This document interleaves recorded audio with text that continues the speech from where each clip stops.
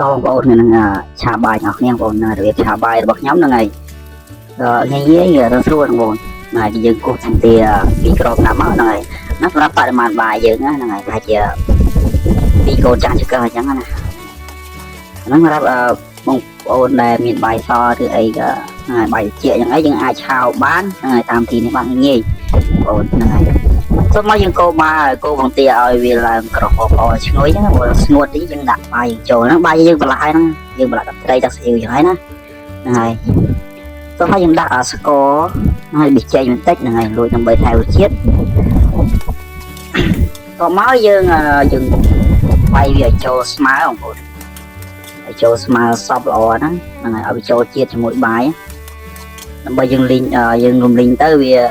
សោះល្អអញ្ចឹងណាស្ងួតល្អអញ្ចឹងឈ្ងុយ